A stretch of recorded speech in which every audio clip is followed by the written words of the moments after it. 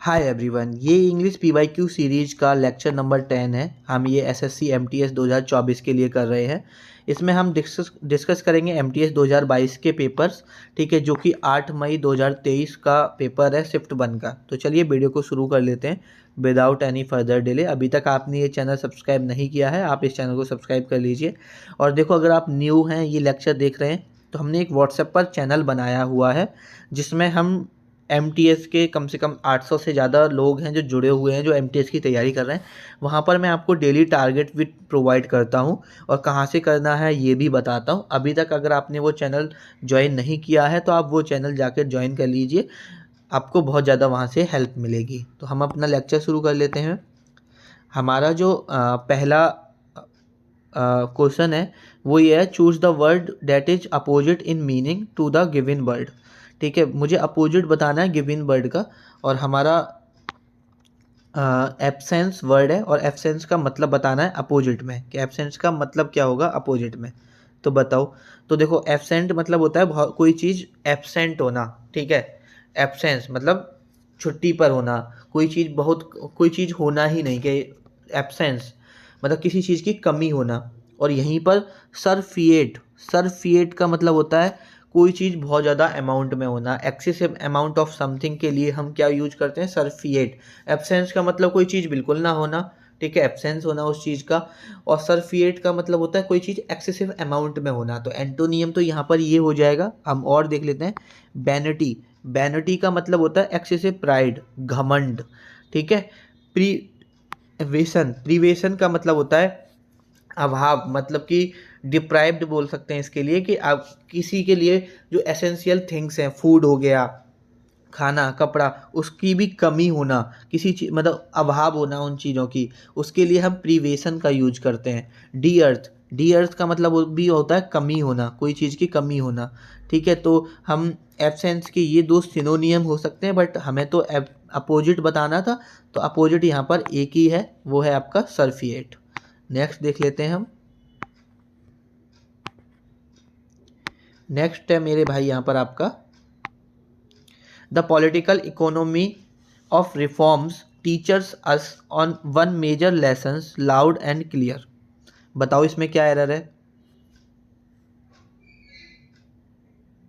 तो देखो, loud and clearer, मैंने आपको पहले भी एक चीज़ सिखाई है कि जो आपका एंड है ना, उससे पहले जो डिग्री आएगी एंड सेम डिग्री को ज्वाइन करता है। जब मेरी यहाँ पर पॉजिटिव डिग्री है तो यहाँ पर कंपेरेटिव डिग्री क्यों? तो मेरा जो एरर होगा वो यहाँ पर क्लियरर ना होके क्लियर होगा। तो यहाँ पर मेरा जो सेकंड ऑप्शन है वो सही हो जाएगा। इस पार्ट में मेरा क्या है, इस पार्ट में ही मेरा एरर है। नेक्स्ट देख लेते हैं हम। नेक्स्ट है मेरा, the sky was alight from top to horizon.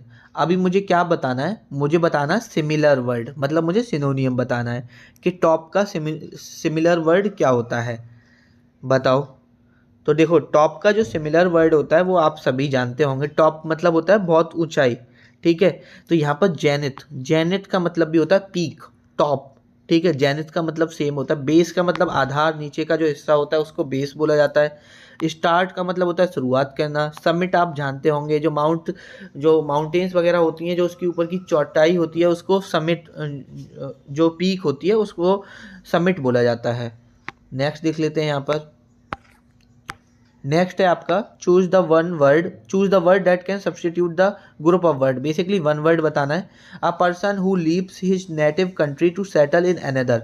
एक ऐसा इंसान जो अपनी कंट्री छोड़ के दूसरी कंट्री में सेटल होता है, उसको क्या बोला जाता है? तो बहुत अच्छे से आप जानते होंगे, इमिग्रेंट बोला जाता है उसे। और अच्छा, आपको एक मैं होमवर्क दे रहा हूँ, आप खुद से ये जो नहीं पता है तो नोट डाउन कर लेना। कि एक तो होता है कि एक बंदा हमारे देश से दूसरे देश में जाके रह रहा है, एक होता है दूसरे देश से हमारे देश में आके कोई बंदा रह रहा है, वो सेम साउंड करता है एमिग्रेंट के, लेकिन आपको खुद से देखना है कि उसको क्या बोला जाता है। उसके बाद है इटिनरेंट। इटिनरेंट का मतलब होता है घुमक्कड़ बोला जाता है, जो एक जगह से दूसरी जगह घूमता रहता है, ट्रैवल करता रहता है, उसको इटिनरेंट बोला जाता है। डोमिसाइल का मतलब होता है निवास, जहाँ पे आप रहते हो, जहाँ पर कोई रहता है उसके लिए डोमिसाइल का यूज होता है। नोमैड, नोमाड और इटिनरेंट एक तरह के होते हैं। नोमाड का मतलब भी यही होता है एक जगह से दूसरी जगह घूमना है, दूसरी जगह से तीसरी जगह घूमना, डेट इज उसके लिए हम का क्या यूज करते हैं, नोमाड का यूज किया जाता है।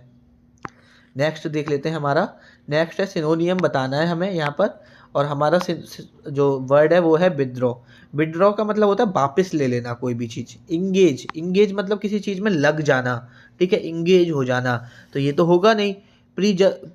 प्रीसीवियर, परसीवियर, सॉरी, परसीवियर, परसीवियर का मतलब बताओ, परसीवियर का मतलब क्या होता है? तो परसीवियर का मतलब किसी चीज़ में कंटिन्यू लगे रहना। रिट्रीट का मतलब होता है पीछे हटना। विड्रॉ का मतलब भी होता है हटना, तो इसका सिनोनियम क्या हो जाएगा, रिट्रीट हो जाएगा। कंबाइन का मतलब होता है कोई दो चीज़ों को मिला देना, कंबाइन कर देना, ठीक है। नेक्स्ट देख लेते हैं, नेक्स्ट है हमारा she must have an affinity for women with dark hair. Affinity, affinity होता है लगाव, पसंद, एफिनिटी।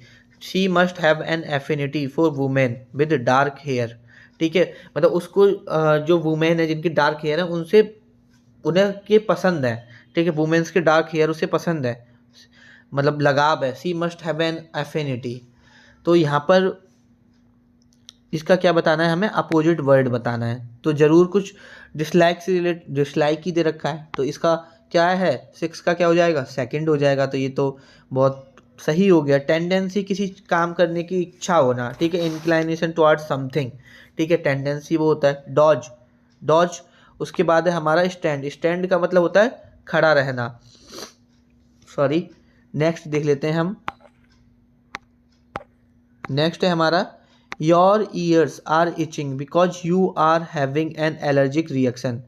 योर ईयर्स यहाँ पर सही है, ठीक है, एक सेकेंड, योर ईयर्स आपका यहाँ पर, योर ईयर्स आपका यहाँ पर सही है। इसके साथ आर, मतलब प्लूरल नाउन है तो आपकी आर आएगा, ठीक है, आर के बाद इचिंग सही है। Because you are having an allergic reaction, तो इस सेंटेंस में हमारा यू आर हैविंग एन, तो इस सेंटेंस में हमारा कोई भी एरर नहीं है, ठीक है, तो इसमें कौन सा हो जाएगा, हमारा सेकंड यहाँ पर सही हो जाएगा, नो एरर हो जाएगा।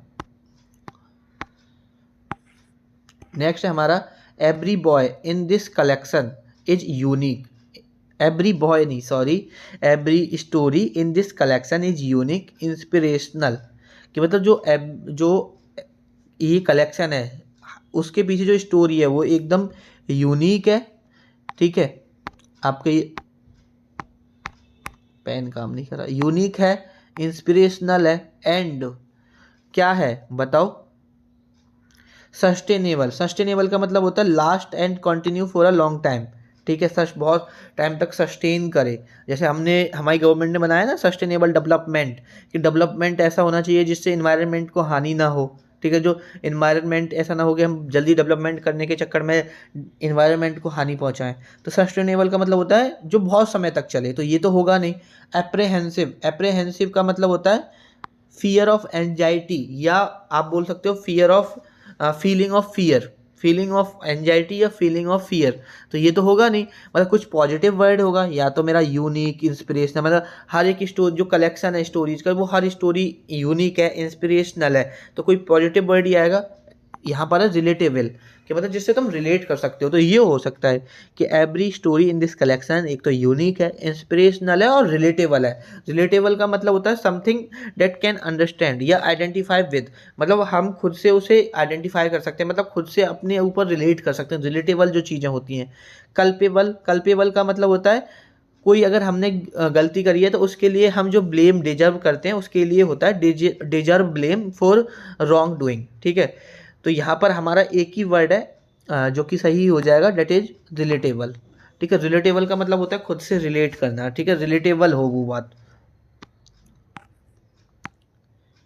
नेक्स्ट है हमारा his mother and I share the same opinion about his decision to drop out of college. मुझे क्या बताना है, ब्रैकेटेड वर्ड का मुझे ईडियम्स बताना है। शेयर द सेम ओपिनियन, जब हम शेयर द सेम ओपिनियन, इसके लिए ईडियम्स होता है सी eye to eye.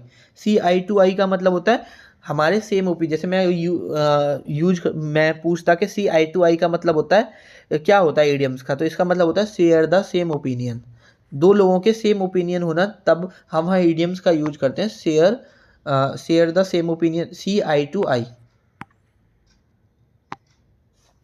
Born with silver spoon in one's mouth, ये तो सबको पता होगा।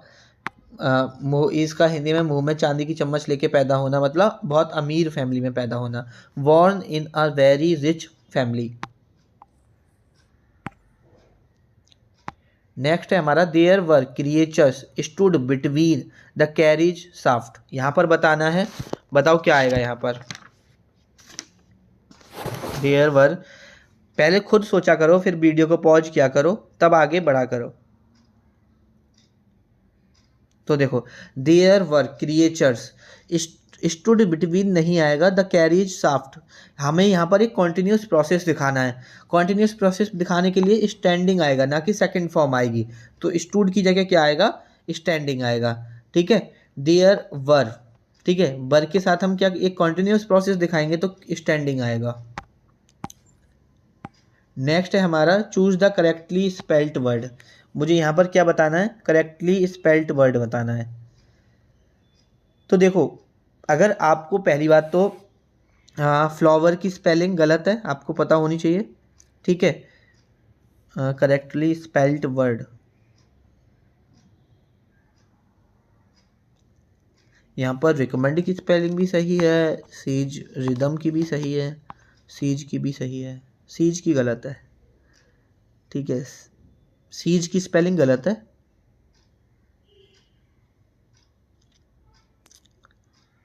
एक सेकेंड, दोबारा देखते हैं इसको। सीज की स्पेलिंग होती है SEIJD, तो ये तो गलत है। ठीक है, रिकमेंड की स्पेलिंग होती है RECOMMEND, तो ये यहाँ पर हमारी सही है। फ्लावर की स्पेलिंग एक W आएगा, तो ये गलत है। रिदम RHYTHM, तो हमारा दो स्पेलिंग सही है इसमें। रिदम की भी मुझे सही लग रही है, आप कमेंट करके बता देना। ठीक है, मुझे तो ये रिदम की स्पेलिंग सही लग रही है, मुझे दोनों सही लग रही है। तो इसमें टाइपिंग में एरर होगा, बट एक बार और आप नीचे कमेंट में बता देना। मुझे तो यहाँ पर ये दोनों स्पेलिंग सही लग रही हैं। नेक्स्ट देख लेते हैं। नेक्स्ट है हमारा don't you get involve Sandhya whispered urgently to him. हमें बताना किस पार्ट में एरर है।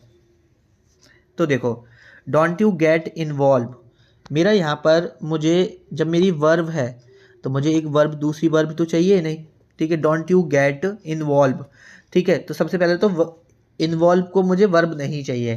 ठीक है, मुझे पास्ट पार्टिसिपल चाहिए, और जब मुझे पास्ट पार्टिसिपल चाहिए तो मुझे इन्वॉल्व को क्या बनाना पड़ेगा, इन्वॉल्व्ड। ठीक है, इन्वॉल्व को क्या बनाना पड़ेगा, मुझे इन्वॉल्व्ड बनाना पड़ेगा।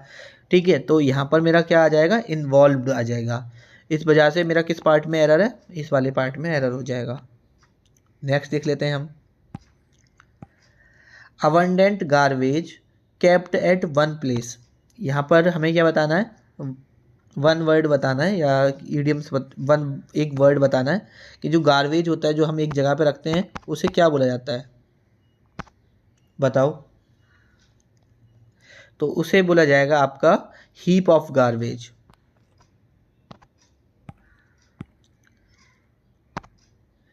And his manners should not be mistaken for lack of energy. इसमें बताना है क्या आएगा आपका, इस वाले सेंटेंस में क्या आएगा, बताओ।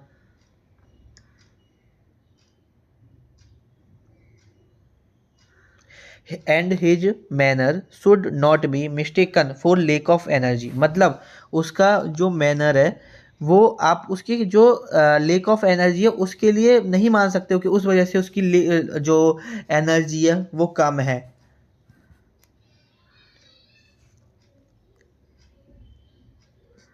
तो देखो, मैं पहले तो इनका मीनिंग बता देता हूँ। इनका मीनिंग क्या होता है, डीम, डीम मतलब होता है आपका जज करना, किसी चीज़ को कंसिडर करना।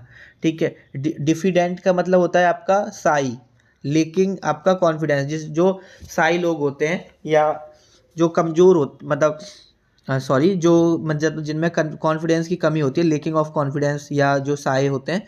ठीक है, उसके लिए डिफिडेंट का मतलब संकोची भी बोलते हैं, जो संकोची होते हैं, जो कुछ भी बोलने से पहले डरते हैं थोड़ा सा। ठीक है, साए होते हैं। उसके बाद डोंट, डोंट का मतलब होता है आपका डराना, किसी को डराना। और एक होता है डोंट लेस, डोंट लेस होता है जिससे डर नहीं लगता। ठीक है, डीवेस, डीवेस का मतलब होता है रिड्यूस इन क्वालिटी और वैल्यू। ठीक है, किसी की क्वालिटी या वैल्यू घटा देना उसको डीवेस बोला जाता है। तो यहाँ पर जो मेरा वर्ड आएगा ना वो आएगा डिफिडेंट, और क्यों आएगा वही बताता हूँ। And his diffident manner should not be mistaken for lack of energy. ठीक है, कि उसमें जो एनर्जी कम है ना, उसके लिए आप ये नहीं मान सकते कि वो साई नेचर का है, इसलिए मतलब डिफिडेंट है, संकोची मैनर का है, साई नेचर का है, इसलिए उसकी एनर्जी कम है। भाई अब एनर्जी का और जो मैनर उसका साई नेचर है उससे कोई रिलेशन नहीं है। ठीक है, आप खुद भी जानते हो किसी का साई होना और किसी में एनर्जी कम होना क्या दोनों को रिलेटिव है? नहीं। तो इसीलिए यहाँ पर क्या आएगा, और यहाँ पर जो 3 वर्ड है वो यहाँ पर अप्रोप्रिएट है ही नहीं, तो यहाँ पर डिफिडेंट आपका यहाँ पर सही हो जाएगा। नेक्स्ट क्वेश्चन देख लेते हैं। Select wrongly spelt word. मुझे रॉन्गली स्पेल्ट वर्ड बताना है कि रॉन्गली स्पेल्ट वर्ड मेरा कौन सा है। पहले आप खुद बताया करो, फिर मैं आपको बताऊंगा। तो देखो, एडुलेशन सही है हमारा, परफिडियस हमारा सही है, सर्क्यूटस हमारा सही है, एनोनिमस है वो गलत है। एनोनिमस की स्पेलिंग होती है ANONY। ठीक है, उसके बाद यहाँ पर जो O है वो नहीं आता, मैं लिख देता हूँ